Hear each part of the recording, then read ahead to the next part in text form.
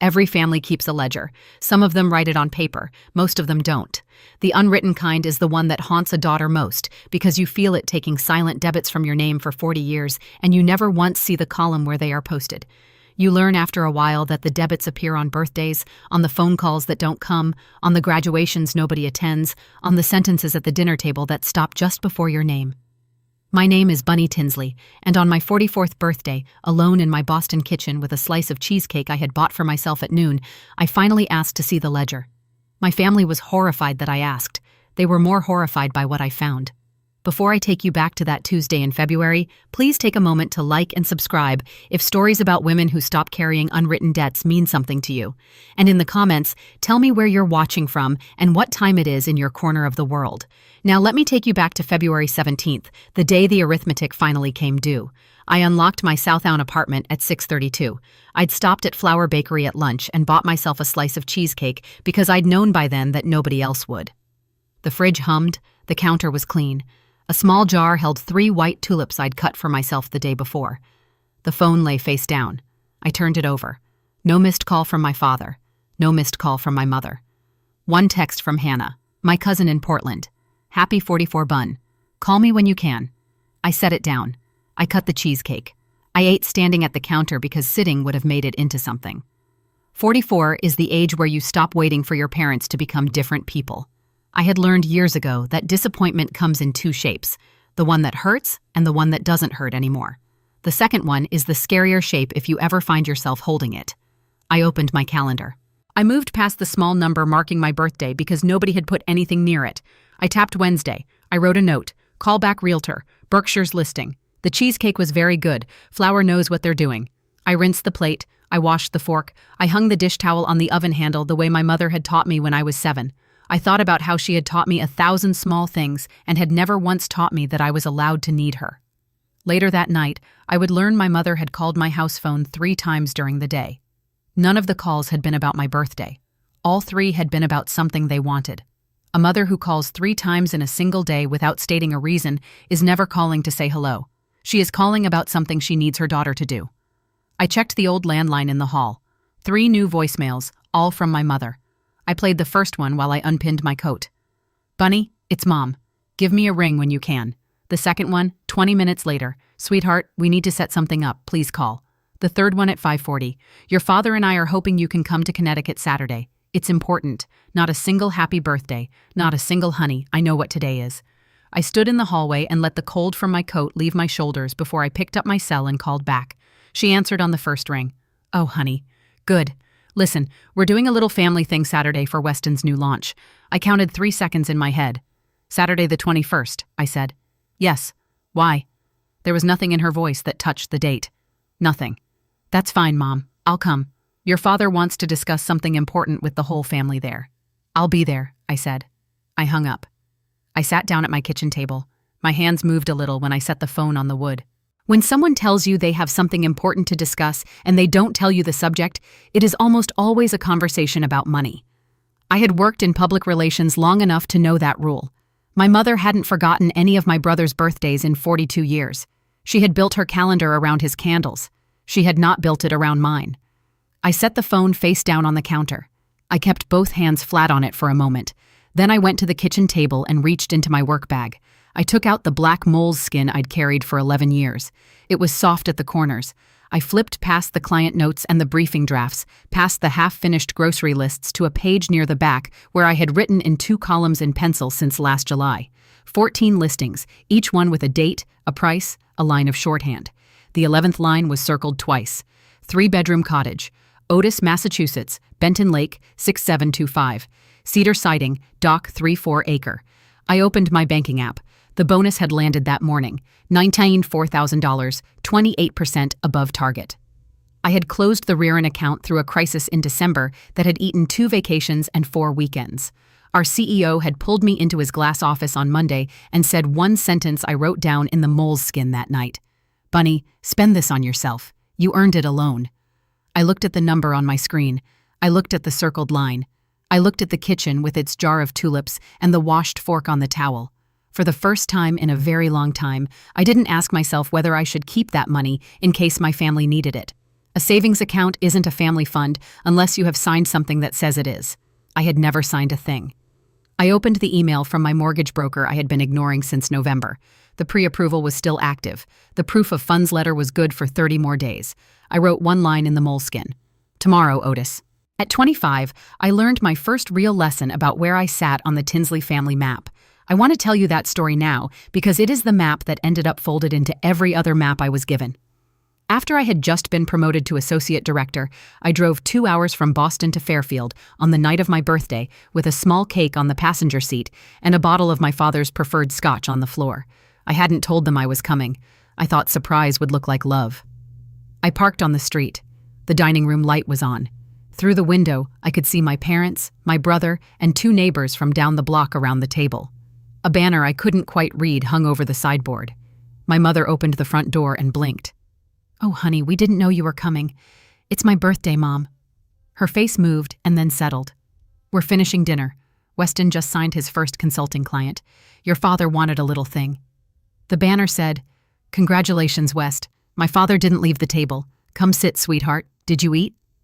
I ate a turkey sandwich standing in the kitchen while they finished their second bottle of Cabernet in the dining room. No one sang. No one brought out my cake. I put it back in my car. I left the scotch on the counter without a note. On the drive back up I-90, I stopped at a mobile station near Auburn and bought a stale cupcake in plastic. I ate it on the hood in the cold. I didn't cry. I wrote the date in my mole's skin when I got home. Underneath I wrote, "I agreed to this by not objecting. You would be surprised how long silence can work as consent." I spent 20 more years not objecting after that. Some discoveries don't take effort. They wait for you to be ready to look. 6 months before the bonus landed, I drove down to help my mother clean her basement. My father was in the garage with a space heater pretending to sort fishing tackle. My mother wanted the holiday bins moved and labeled. I found the photo albums on a low shelf behind a box of my grandfather's blueprints. There were 11 of them, leather spines cracked, decades lettered in my mother's careful hand. I pulled down the one marked 1988 to 1992. I sat on an overturned milk crate and opened it. I counted. Weston's 5th birthday took 9 pages. Weston's 6th took 7. Weston's 7th was a circus theme. There were 47 pictures of my brother between the ages of 5 and N. There were 6 of me in the same stretch. In 2 of those, I wasn't smiling. I put that album back. I pulled 1998 through 2002. The same pattern tilted a little more. Weston's graduation from high school was a 2-page spread. Mine was a single picture taken from a distance of my cap resting on a folding chair. I took out my phone. I photographed the pages. I didn't say a word. My mother called from upstairs. "Bunny, what are you looking at?" "Just old stuff." "Mom." I drove back to Boston that night. I made a folder on my laptop and named it Evidence. For me, I did not plan to show anyone. I needed proof that my memory wasn't inventing my childhood. I needed to convince myself before I could convince anyone else. Before you can set a boundary, you have to persuade yourself you are allowed to have one. That part takes longer than the boundary does. There is a voice every younger sister needs, not the voice that tells her that her family isn't as bad as she thinks. The other one. Hannah picked up on the second ring. She was 20 minutes past her dinner and still at the counter. I could hear the dishwasher running in Portland. "Hi, Bun. Happy birthday, by the way." "Thanks." They didn't call. "No, they asked you for something instead. Saturday. Dad wants to discuss something important." Hannah was quiet for 5 seconds. I could hear her set down whatever she was holding. "Bun, you're turning 44. Are you allowed to buy yourself something big yet?" "I'm thinking." "When you finish thinking, do it. And this time, don't ask them first." "Hon, what?" "They know I have money. Of course they know. Your mother mentioned your nest egg at the cousin reunion last August. I almost said something. Then I took a slow breath. I pushed the tulip jar 1 inch to the left. She said, "What exactly?" She said, "Bunny probably has a nice nest egg. She's so sensible. Your Aunt Caroline heard it too. It wasn't a guess. It was an opening bid." I closed my eyes. I thought about the pre-approval sitting in my email. I thought about the circled line in the mole's skin. "Hun, I'm going to Otis tomorrow." "Good. I'm not telling them. Better." Before we hung up, Hannah said the thing she had been trying to say to me for about 15 years. "You don't owe them a 40-year-long apology for being competent." I held the phone a second after the line went dead. On the Wednesday morning after my birthday at 6:47, I did something I had never done. I drove somewhere important without telling anyone. The Mass Pike was quiet. A light snow came down past Framingham and stopped by the time I reached the Sturbridge interchange. I took the exit for Route 20. I met my old mentor, Denise Kowalski, at a diner in Lee. Denise had retired to the Berkers 4 years ago. She had run a boutique PR firm for 30 years and had hired me out of my second agency in 1999. She was the one who had sent me the Benton Lake listing back in October with a one-line email. "This one's you." She was waiting at a window booth with 2 coffees and a plate of toast. "Did you tell your parents yet?" she asked. "No." "Good." We didn't talk much on the drive over. I followed her Volvo down a road lined with bare birch. The cottage sat at the end of a short driveway. Cedar siding gone silver, a wide porch, 3 stone steps. Behind it, the lake was half frozen, sun on the open water like beaten tin. The realtor met us at the door. Inside it smelled like old wood and a little kerosene from the heater. The kitchen faced south. The upstairs bedroom had a window that opened over the dock. I walked through every room and didn't speak. I stood on the dock for 14 minutes. I counted the pilings. I watched a pair of mergansers skim the open water. I pulled my coat tighter. I tried to feel if I was scared. I wasn't scared. I was clear. I turned to the realtor when we came back inside. "I'd like to make a cash offer at asking today." Her pen was out before I finished the sentence. I did not need to ask permission to exist in a space of my own. There is a moment between wanting out and having already gotten out. It lasts about 45 minutes and smells like a realtor's coffee. I signed the offer in her office at the top of the hour. Preliminary contract. Earnest money of $34,000. Wired while I watched a 21-day close. The seller was a widower in his 70s who wanted the paperwork done before the ground thawed. The realtor asked if I wanted to wait for a counter. I said no. I was paying asking. I did not want a negotiation. She nodded and sent the package. At 2:11, my phone buzzed. Accepted.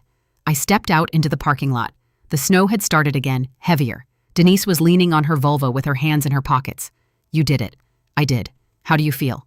"Like the last 44 years were negotiable and I just stopped negotiating." She smiled with one side of her mouth, which was how she smiled. "Who are you telling?" "Nobody yet." "Smart." I drove back to Boston through the storm. I did not call my mother. I did not call my father. I did not call my brother. I called Hannah and I said 4 words and she said 5 words and we hung up. I went to the office. I closed out the day. I ran my 4:30 on the rear and refresh and left at 6:30 like I always did.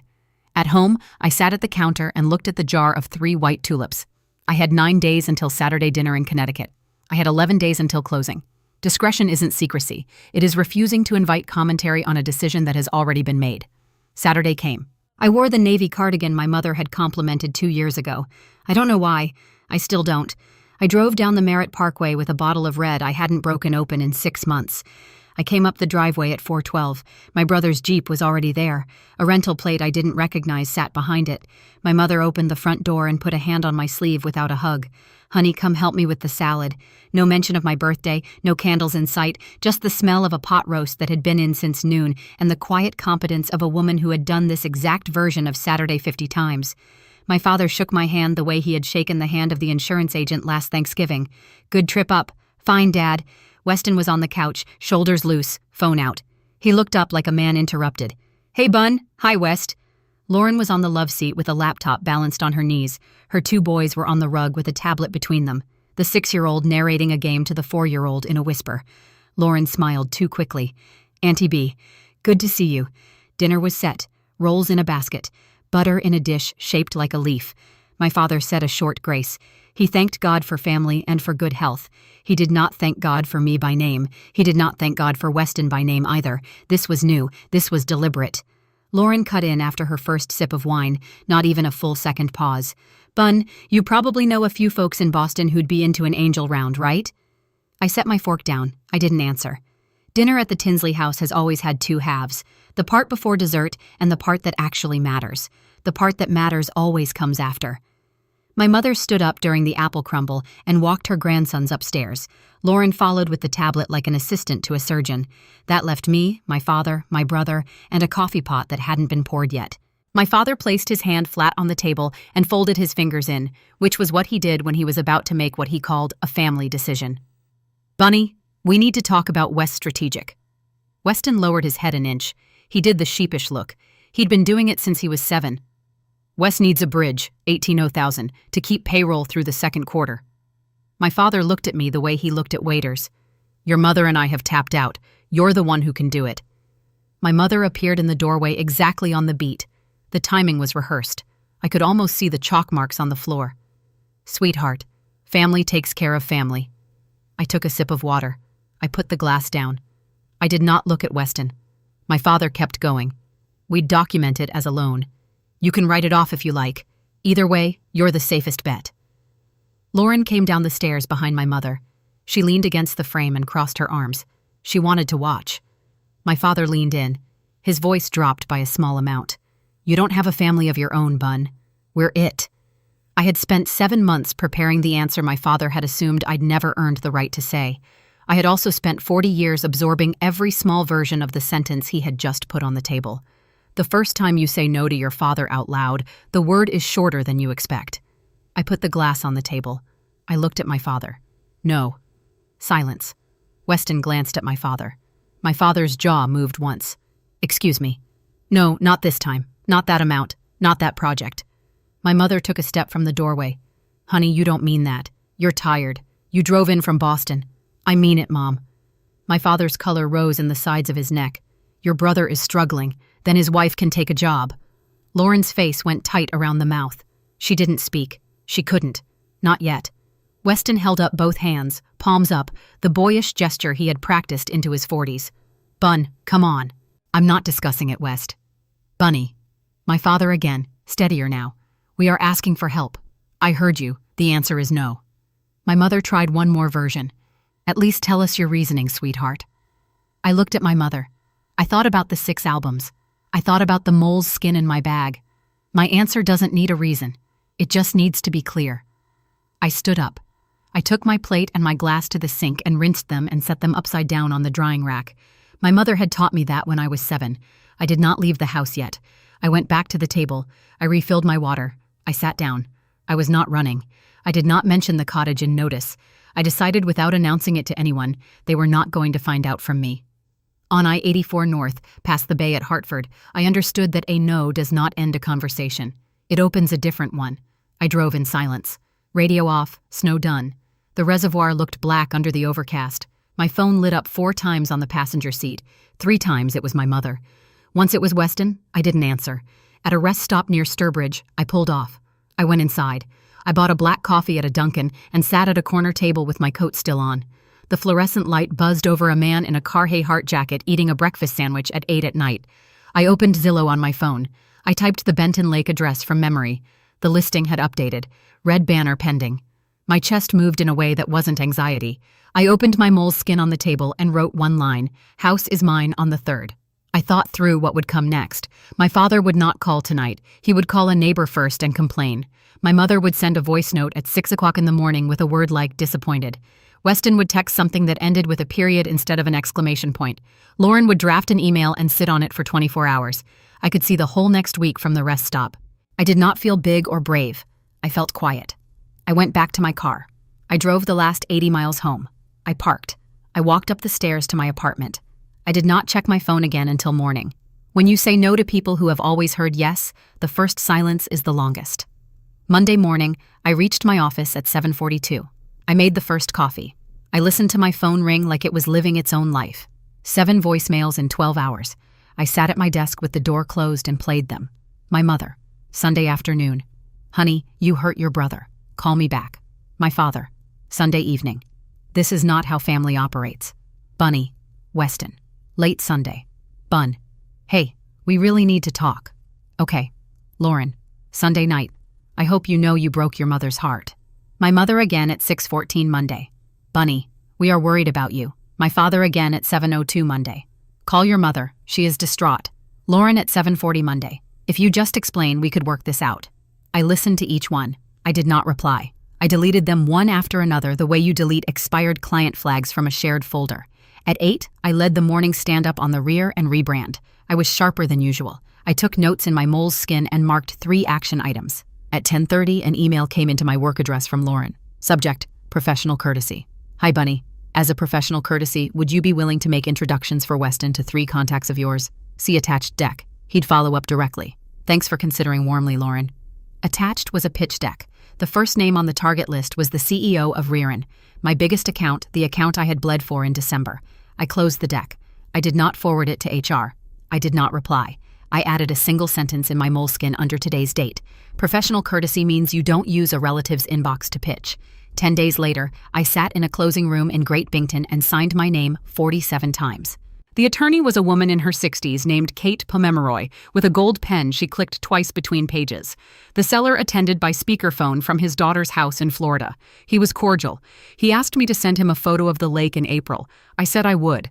I signed the deed, the mortgage, the insurance binder, the utility transfer forms, 50% cash, 50% financed at a rate I had locked in January. I was paying through the nose on points to keep the rest of my savings liquid. I did not mind.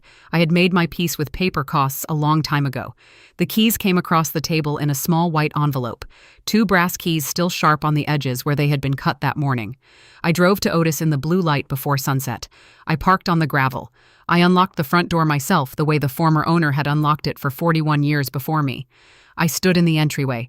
The heater had run all morning at Kate's instruction. The rooms were warm. I walked through everyone. I stopped at the upstairs bedroom window. The dock was visible through the bare trees. The lake was still a half moon of ice. I made coffee with the machine I had driven up in the trunk. I sat on the pine floor in the living room with my back to the baseboard and my hands around the mug. I cried for exactly 1 minute, not sadness, not relief. The thing in between when a body finally releases a breath it has held for 30 years. I called Hannah. I said, "Hon, I did it." She was quiet for 5 seconds. Then she said, "Send me pictures." Spun. The next step wasn't in the plan, but once you've cut one string, cutting the next one is easier. On my drive back to Boston that night, I thought about the South End apartment. I loved it. I had signed the purchase papers in 2017, the day I made director. I had painted the hallway a color called soot. I had a herringbone kitchen floor. I had a reading chair by the window. My parents had the address. They had visited uninvited 3 times in 2 years. The doorman knew my father by the set of his shoulders. I called a Boston realtor named Whit at 9 the next morning. I told him I wanted to list in May, furnished, staged, clean. I said I wanted an aggressive listing strategy and a 60-day close. Whit said it wouldn't be a problem. The South End was still hot. I emailed my CEO. I asked about the corporate apartment the firm leased in the Seaport for visiting partners. I proposed working remotely from the Berkers 3 days a week and camping in the Seaport the other 2. I told him I would stay sharper, not less. He wrote back in 7 minutes. "Send me a 1-pager." I wrote the 1-pager before lunch. I did not post about the house yet. I wanted 2 weeks of mine-only air. I wanted to sit on my own dock with my own coffee before any of it became a story. Distance is not punishment. It is maintenance. 3 days after closing on the Sunday afternoon of March 1st, I sat on my own dock with a thermos and a phone and chose a picture. I had taken 40 in 3 days. The light on the water at 4 in the afternoon, the cedar siding, the porch light at dusk, the coffee maker breathing on the counter, the keys on the round oak of the kitchen table. I picked 4. The front door with the porch light on the dock with a mug on the edge of the railing, the kitchen with the jar of tulips I had brought from Boston, the 2 brass keys on the counter. I tried a caption. Big news? Delete. I did a thing. Delete. I sat for a while. The wind pulled a thin sheet of snow across the open water. I typed birthday gift to myself. I read it twice. I put a period after each of those 4 words. I added nothing else. I did not tag. I did not add a location. I did not add anyone. A caption works harder when it doesn't explain itself. I pressed post at 5:47. Then I put the phone face down on the dock railing and watched the lake for 21 minutes. No notifications, just the water. A crow somewhere behind me. After 21 minutes, the phone turned over on the railing from the buzzing. I let it. I watched the light go. I already knew the next hour was going to undo 4 decades of managed quiet. Those 21 minutes were the last quiet of March. At 6:08, Hannah commented in public, "This is everything. So proud of you, Bun." At 6:14, Denise commented, "Welcome to the lake, people. You'll never regret it." At 6:19, I had 47 likes. I had not replied to anyone. At 6:22, Lauren commented, "And I got to see it before she deleted it." "Wait, is this yours? You didn't mention this at dinner." 2 question marks. 2, she fixed her punctuation, then deleted the whole comment, then commented again with a single heart. The first one was already screenshotted somewhere. I would find out later that 3 cousins had grabbed it by 6:25. At 6:27, Weston commented, "We should talk." He deleted it 2 minutes later. At 6:31, my mother called. I did not pick up. At 6:44, my father called. I let it ring. At 7:02, my father's text came in. Call your mother now. At 7:19, my Aunt Caroline in Asheville sent a private message. 3 lines. Bunny, that house is beautiful. Good for you. Also, are you okay? At 7:40, my cousin Paul in Rhode Island texted, So, the uncles are losing it. Wanted to say, that looks incredible. The family was on the phone with each other. I was on the dock. The temperature was dropping. I went inside. I poured the rest of the thermos into the kitchen sink because it had gone cold. I put on a kettle. I did not respond to anyone that night. Going public isn't revenge. It is just refusing to hide anymore. To my family, that was already too much. Some families only feel betrayed when they are no longer in the loop. If you've watched with me this far, I want you to know something. I have read hundreds of messages from women who told me they also have a black moleskin, a folder named evidence, and a night when they stopped waiting for a phone call that was never going to come. If you are one of those women, please like this video so I know you are here. And if you've ever set a big boundary in your life, however small it felt at the time, drop one word in the comments. Done. Stay with me. What happens next is the part where my family knocks on my door. Monday morning, my phone rang 34 times before 8 o'clock a.m. The Tinsley family group chat had come back to life at 11 the night before. It had been dormant since Christmas. My mother. Bunny, we need to understand what this is about. My father, call me before work today. Weston. Bun. I don't know what's happening, but we love you. Lauren, you could have told us. We were worried about money. My mother again. Honey, please. My father. This silence is not helpful. Lauren, the kids keep asking about Auntie B. I read each one. I did not reply. I tapped each row, marked read, and swiped. At 7:48, Lauren sent a direct text. Lauren, are you hosting Thanksgiving at the lake house? The kids need to see their auntie's new place. I put the phone in my bag. I walked to work. 36 hours after I'd posted 4 photos, my brother's wife had mentally moved her family into my house. She had picked a holiday. She was choosing guest rooms. My father was about to escalate. My mother was going to pivot from worried to hurt. Weston was going to try the we're not really asking angle. Lauren was going to weaponize the kids. I stopped at Tate on Boylston and got a second coffee. I went up to the 41st floor. I opened my Monday brief. I wrote an email to my assistant blocking 2 hours that afternoon for a call with my attorney about the apartment listing. I did not reply to the group chat. I did not reply to Lauren. When your family starts worrying about money out loud, they are telling you they had a plan for yours. My father, who hadn't sent me a real email in 15 years, sent me one at 2:14 on Monday afternoon. Subject line, your decision. I opened it at my desk with the door closed. 3 paragraphs. He wrote that I was acting selfishly. He wrote that I was embarrassing my mother. He wrote that I was making a spectacle of private family matters in a public forum. He wrote that he had spent decades investing in our family's well-being and that he had expected better judgment from his daughter at this stage of her life. The 3rd paragraph was the one I printed. If you won't help your brother, don't expect to be considered family in the ways you've enjoyed so far. I read it twice. I printed the email. I folded it in half. I put it in the moleskin. I wrote my reply in 3 sentences. I had learned a long time ago that a short reply to an attempt at control is the least rewarding thing for the person trying to control you. Dad, I received your email. I disagree with its framing. I'll speak with you in person when you're ready to be civil. Bunny. I hit send. I closed the laptop. I went to a meeting at 3:01. My mother texted the family chat. We are driving up to the Burkers on Saturday. We need to see this with our eyes. It was not a question. It was an announcement. Ways you've enjoyed so far. I turned that line over in my head the rest of the afternoon. I could not find a single thing that fit. Stay with me. This is where I stopped standing in doorways in other people's houses.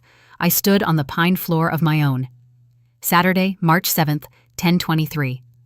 I was making coffee when I heard gravel. My father's Subaru Outback came up the driveway and parked at an angle. My brother's Jeep pulled in behind it. 5 adults climbed out. My parents, Weston, Lauren, 1 6-year-old and 1 4-year-old, already running. They didn't knock. My mother tried the front door. I had locked it at 7 that morning. I opened it with my coffee still in my other hand. Honey, we drove 2.5 hours. I didn't ask you to, Mom. My father stepped up onto the porch with a bottle of champagne in his right hand. A wide smile, the expression a salesman puts on for a cold call. We came to see the house. You came uninvited. Lauren was already trying to see past my shoulder into the living room. My mother put her hand on the doorframe. Just let us look around, sweetheart. We drove all this way. The 6-year-old made it halfway down the slope before I set my coffee on the porch rail. Ice isn't safe. Get him inside, Lauren. Lauren scooped the 4-year-old and called the older one in by name. The boys came up the steps, flushed and curious. I stepped back from the door. I let them in. You can come in. You are not staying overnight. My father looked at my mother. My mother's hand fluttered. Weston scanned the kitchen. I did not invite them to sit. I walked to the dining room. The 11 albums were already stacked on the pine table. I had brought them up from Connecticut the week before, and my mother had not noticed. Some confrontations only need a long table and enough light. I led my parents and Weston into the dining room. Lauren took the boys to the living room with the tablet. I closed the door halfway. I gestured to the chairs. Sit. They sat. I did not sit. Mom, I took 11 albums from the basement 3 weekends ago. My mother's mouth opened and closed. I opened the first one, 1985 through 90. I turned it to face them. Count West birthday pictures between his 5th and his 9th. I'll wait. My father cleared his throat. Bunny, count. Weston looked at my father. My father did not answer. My mother moved her lips. 47. I said mine across the same span. 6. 2 of those I'm not in. I'm off frame. I opened the next. 95 to 2000. Weston's graduation 2 pages. Mine 1 picture, my cap on a folding chair. I opened the third. 2005 to 2010. Weston's wedding. 19 pages. My 32nd birthday. 1 photo from across a room. Me laughing at something I don't remember. I opened a 4th. My 25th one, picture me in that Fairfield kitchen, standing alone eating a turkey sandwich while the dining room light sat on somebody else's face behind me. My father looked up. These are just photos. These are 40 years, Dad. My mother pressed a hand flat on the table. Honey, we loved you equally. I pulled a slim folder from beneath the top album. I set it on the wood. This is a record of transfers from your account to West Strategic. 2019 to today, $34,000. You forwarded me a bank statement last year by accident. I saved it. Nobody spoke. I am not upset. I am done. My father looked at the folder. He looked at the albums. He did not look at me. It was the first real silence I had ever seen him in. When the truth gets too heavy to deny, a certain kind of parent switches to the second script. But we did. My mother took a breath and found her second voice. Bunny, we loved you equally. You were just independent. You didn't need us. Or I learned not to need you, Mom, because you made that clear. Her eyes went red at the rims. She looked at my father. My father did not look back. Weston tried. Bun, come on. This is a lot. I turned to my brother for the first time in 20 minutes. Weston, in 30 years, have you ever asked me what I actually do for a living? He opened his mouth. He closed it. He opened it again. He looked at my father for the shape of the answer. My father had nothing to offer. I manage a portfolio of 11 accounts, I said. I sit at a quarterly review with a chairman. I lead a team of 31 people, Weston said very quietly. I didn't know. I know you didn't. My mother spoke into the silence. Sweetheart, you could have told us. I did tell you, Mom, 5 times. You changed the subject each time. You asked how Weston's business was doing. My mother's hands went flat on the table. Some silences are confessions people were never going to make in words. I had been waiting 30 years for my brother's answer. The answer came inside a quiet he could not get through. I did not raise my voice. I did not have to. The pine table carried the rest. My father stood up. I knew he would try once more. He had never left a room without a final sentence in 50 years. Bunny, you are making a mistake. Family is the only thing that lasts. Family that only lasts on my payment terms isn't family. Dad, don't lecture me. I'm not lecturing. I'm telling you what I'm not doing anymore. I kept my hands on the back of the chair. I did not pace. I am not funding West Strategic. Not this quarter. Not next. Not ever. My father's jaw set. I am not hosting family holidays here. Weston made a small sound. I am not available for crisis calls that aren't crises. My mother whispered my name. I am not selling this house if you disapprove of it, and I am not apologizing for having it. My father took a breath to speak. And Dad, you are not staying here tonight. You are not sleeping on any furniture in this house. You are not borrowing my keys next summer. You will not be invited to an open house in June. You will not be asked to co-sign anything ever. He spread his hands. Then we're done. You've been done with me since 1981, Dad. I'm just catching up. My mother cried silently. 2 tears wiped immediately, the way she had always cried. Weston looked at Lauren through the doorway. Lauren was already on her feet. She had been on her feet for a while. I'm not asking your permission. I'm informing you of the new terms. I walked to the front of the house and opened the door. Drive safe. It's a long way back. They moved toward the door one at a time like children after a punishment I had not delivered. It took them 14 minutes to leave my house. 44 years for 14 minutes. I'll take the trade. I stood at the door with my coffee mug held in both hands. I did not walk any of them to their cars. I did not hug my mother. I did not pat my father's shoulder. I did not lean down to my nephews' heads. Lauren came last. She was gathering the boys' jackets and a Tupperware of cut apples. She paused on the second step and looked up. Bunny, they're just kids. I know, Lauren. I'll see them when we can have coffee without Wes there. Until then, take care of them. Her face changed, not anger. The small change of a woman who had spent 6 years carefully tending a relationship with her in-laws and had just realized she had been planting in the wrong garden. Okay, she said. Take care, Lauren. The Subaru reversed first. The Jeep backed up after, slower, because Weston was still looking at the porch. My father did not wave. My mother pressed 2 fingers to the passenger window. I waited on the porch until both sets of taillights disappeared past the bend. Then I went inside. I shut the door. I turned the deadbolt. I walked to the kitchen. I sat on the floor with my back against the cabinet. I did not cry. For the first time in my life, after a real fight with my parents, I did not cry. Grief. You finish in advance stops being grief on the day it would have started. I had finished this one 10 years ago. I just hadn't acted on it yet. Sunday. The extended family chat I had muted in 2019 came back to life around 4 in the afternoon. My mother posted a long message. Bunny has cut the family. She has bought a big house and refused to share with any of us. We are heartbroken.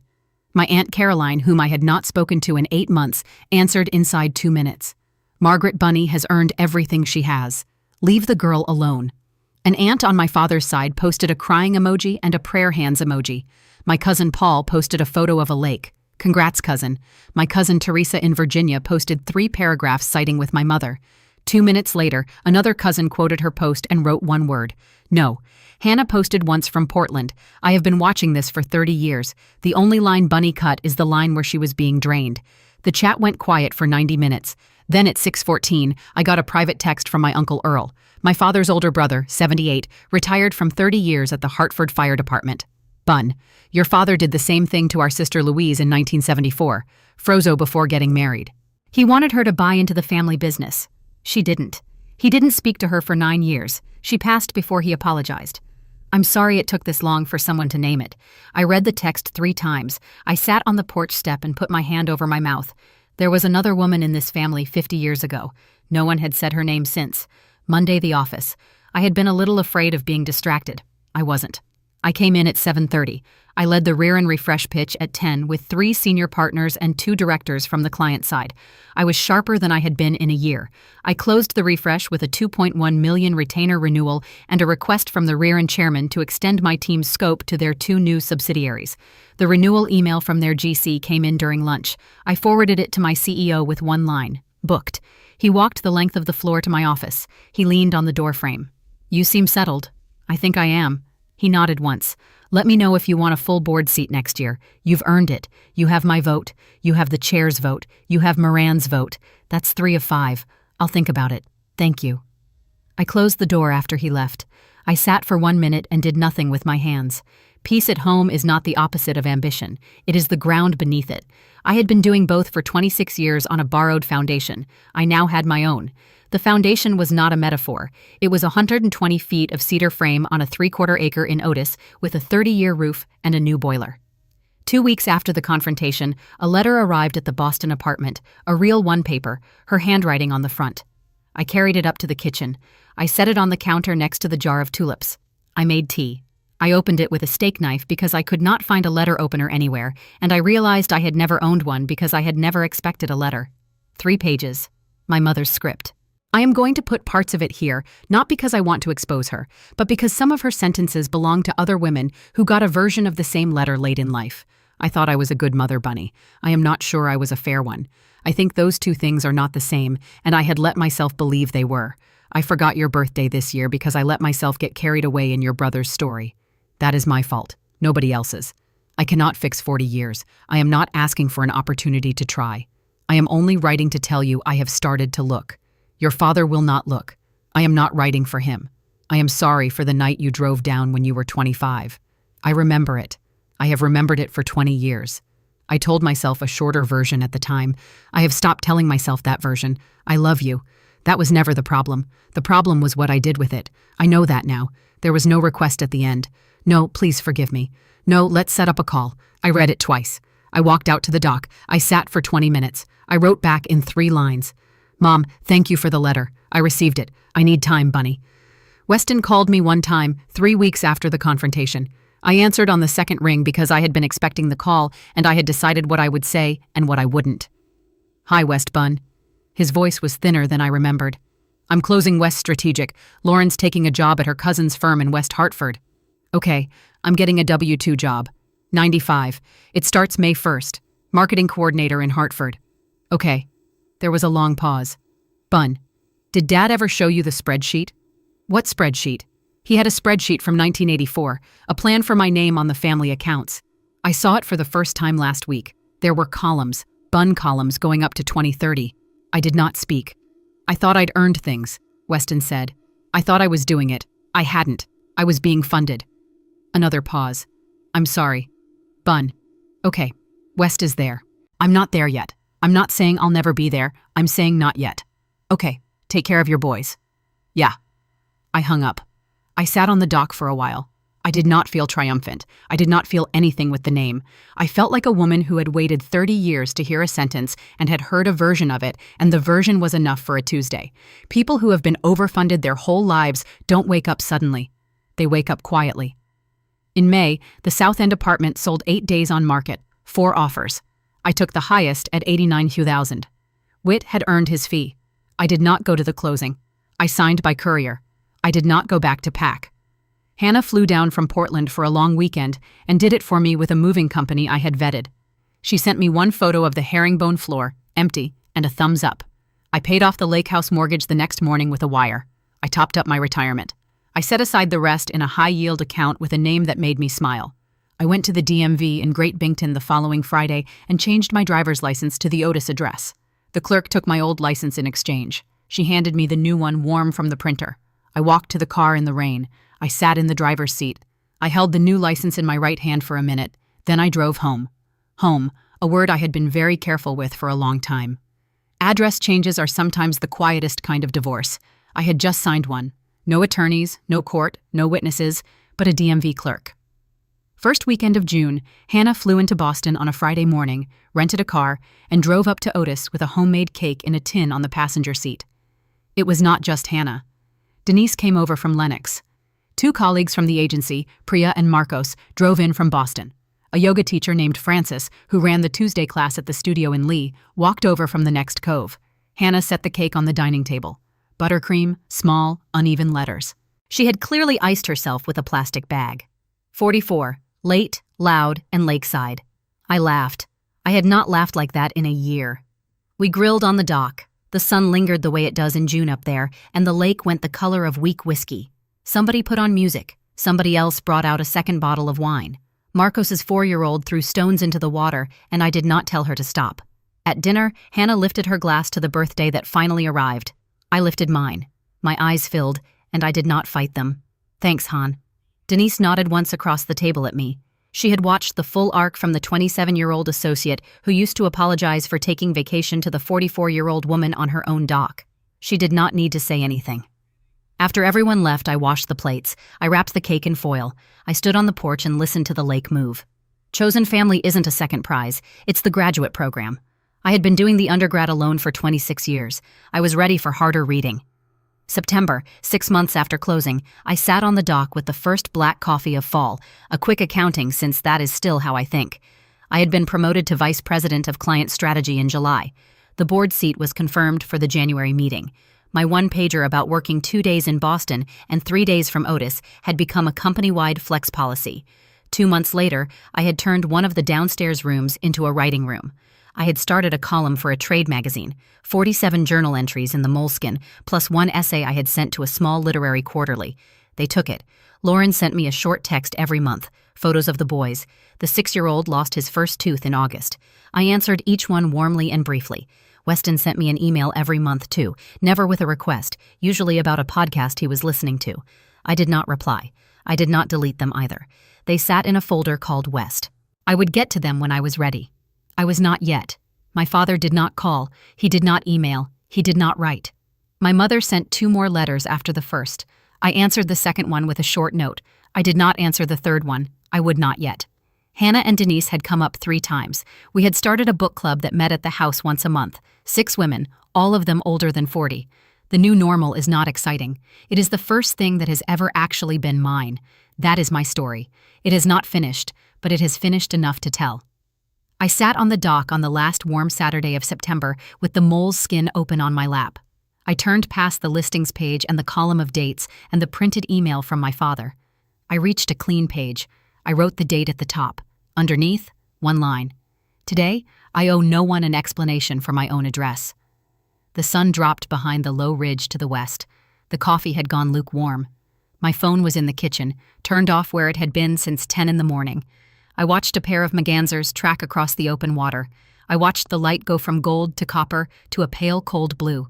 I watched until the first star came up over the trees. If you have been waiting for somebody to give you permission to choose yourself, you have waited long enough. Nobody is going to hand you that permission. You hand it to yourself. That is the whole story. Before I go, I want to leave you with a question and an invitation.